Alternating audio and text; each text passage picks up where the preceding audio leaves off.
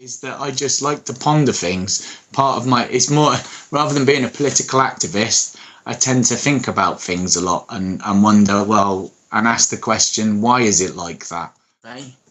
I am married, I got a family, I'm a performer as well. When I say a performer, I'm an aspiring performer. I do a form of theatre called fooling. One of the reasons people don't vote is because they think they're voting for an establishment they don't agree with. It could be because they think possibly because they think they've got no choice. For me personally, I don't see much difference between the two major parties as they stand at the moment, the Conservatives and the Labour Party. They're supposed to represent opposite ends of the political spectrum, but I don't see them as doing that.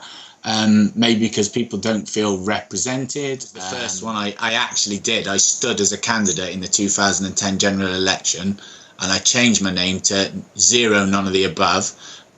None of the above being the Christian name, Zero being the surname, but that was purely so that it would go down on the ballot paper as Zero as surname, which would put me to the bottom of the ballot paper.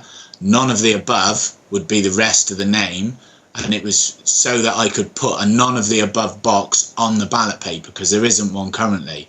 There isn't an option, in other words, to say I want to register my right, I want to use my right to vote that people have fought for, but I don't actually want to vote positively for any of these candidates on the paper. At the moment, you either don't vote, and that means you're apathetic, according to the media, and if you do vote, you have to vote for someone, even if you don't like any of the candidates or any of the policies or any of their parties. So that was the reason, and I thought, well, hold on, if I change it'd be nice to have a none of the above box. Okay, you can't do that. I found out you can't call a political party none of the above, and then I thought, well, if you change your name, then you can actually have the name on there, and it's the same thing.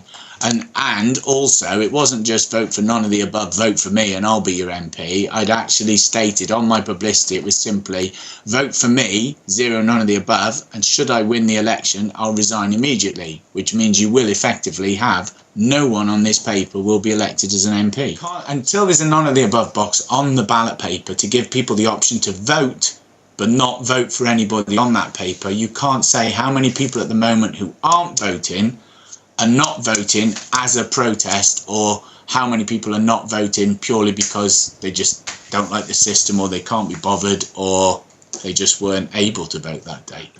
And it would have been nice to think I was going to get a lot more votes and it was going to become a great movement. But at the end of the day, even though in some ways it failed miserably, cost me over a grand, and like 172 votes, which could be pointed out and looked at and said, well, see, nobody wants this, it's a waste of time. But at the end of the day, for the first time ever in a British general election, a constituency had the possibility to vote for none of the above, and it literally be none of the above, because I would have resigned and it would have been game over.